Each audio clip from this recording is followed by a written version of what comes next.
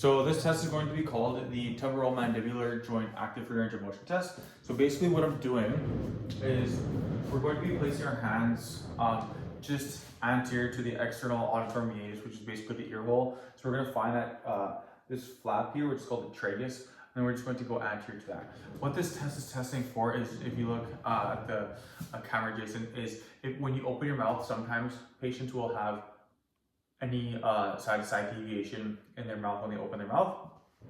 So there's going to be two options for this. Either going to be a C curve, so just a C shape, reverse, or a regular C shape, which is going to be for restriction in the capsular restriction, or it's going to be S curve, which is going to be a muscular restriction. So how we're going to test for this is basically we're going to have the patient either supine or seated, and then we're going to be in front of the patient, make sure that they're comfortable here. So I'm going to go just on the midline here, just slightly to the right here, make sure your patient is comfortable. I'm going to place both my hands right anterior to the tragus here. So I'm going to find it here, and then what I'm going to get Jason to do, I'm palpating for the condyles of the mandibles here. Perfect. And then now what I'm going to get Jason to do is I'm going to get him to gently, slowly open his mouth, open and close his mouth. Perfect. And I'm just feeling for his condyles of the mandibles, if they're opening at the same time, if there's any shift, lateral shift back and forth. I want to do that one more time, slowly for me, Jason. Okay, perfect. So Jason feels pretty even.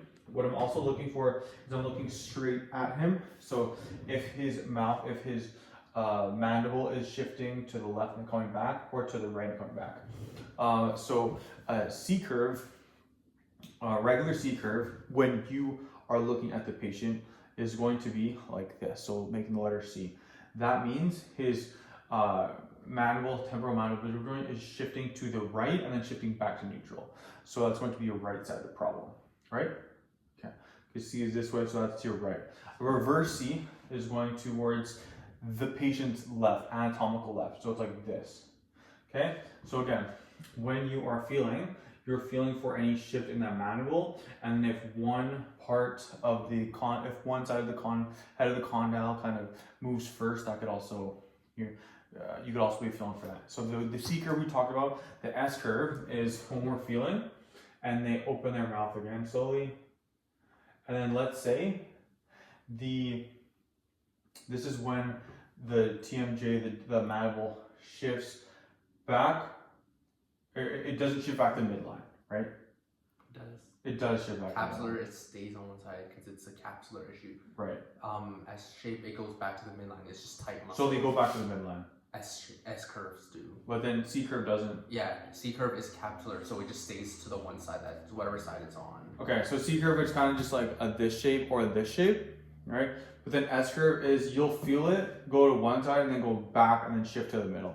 So in this case, a regular S curve, if you just look at it from your point of view, from the therapist's point of view, it's going to be going to the right is a regular S curve.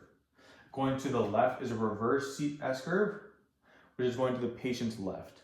Anytime we're using this terminology, we're always referencing with the patient's point of view perspective. So again, let's do this again.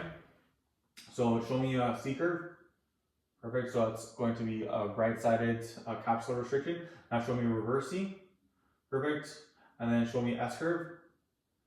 Okay, perfect. So they use one like this, right? So it goes to the right first, and then show me reverse S. Perfect. So it's like this. Okay. So capsular means it's a capsular problem where you have to do a joint mob, and then a S curve means it's a muscular problem, where you have to do an MET, PNF type of thing. I'm just gonna see if I missed anything here. Did I miss anything? I think you're good. Okay. So again, this is looking just to assess the motion of the mandible, whether it's a C or S curve, whether it's capsular or muscular.